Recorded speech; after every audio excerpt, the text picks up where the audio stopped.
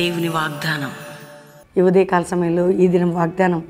ఎలా ఉన్నారు? బాగున్నారా? పొద్దున్న లేచారా? ప్రార్థన చేసుకుంటున్నారా?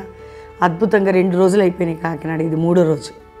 నిజంగా దేవుడు ఎంత నమ్మదగిన దేవుడు అండి. ప్రతి పరిస్థితిని చక్కబరిచి ఎందరికో అవసరం ఆదరణ, ధైర్యము, బలము, ఓదార్పు, ఆయన ప్రేమ, ఆయన కనికరం, ఆయన వాత్సల్యత.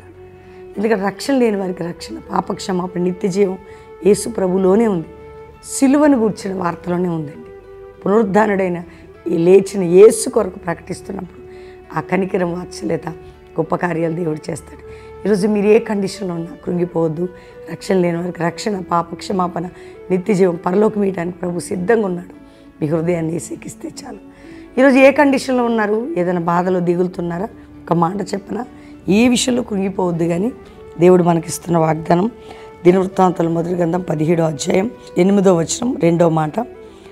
లోకములోని గనులకు కలిగి ఉన్న పేరు వంటి పేరు నీకు కలుగజేతను. మొదటి నుంచి నీ వెళ్ళిన చోటల్లా తోడుగుండి నీ ద్వేషించిన నీ ముందర నిలవ నీకు నిర్మూలన చేసి లోకములో గనులకి. వింటున్నారా? నీకు తోడుగుండి లోకంలో ఘనమైన పేరు నీకు కలుగజేస్తా. వాగ్దానం నీకు తోడుగా ఉండి ఘనమైన పేరుని కలుగజేస్తాను. కాబట్టి ఈరోజు ప్రభువుని నమ్ము. అది దావీదుకి ఇచ్చాడట, నీకు నాకు. మనం ఆయన బిడ్డలం కాదా? ఆయన నమ్మిన వాళ్ళం కాదా? ఆయనతో ఉన్నోళ్ళం కదా, ప్రార్థించేవారం కదా. కాబట్టి మనకిస్తాడు. మీరు ఏ విషయంలో కృంగిపోవద్దు, ఏ విషయంలో బాధపడద్దు. దేవుడు అలాంటి కృప మీకు ఇవ్వద్దు. కానీ దావీదు వలె మనం కూడా ప్రార్థిస్తూ, ఆరాధిస్తూ, ఏది పట్టుకోకుండా ఆయన పాదాలు పట్టుకొని ముందుకు సాగుదాం. ఆ కృప దేవుడు మనకు అనుగ్రహించను కాక. ప్రార్థన చేసుకుందాం.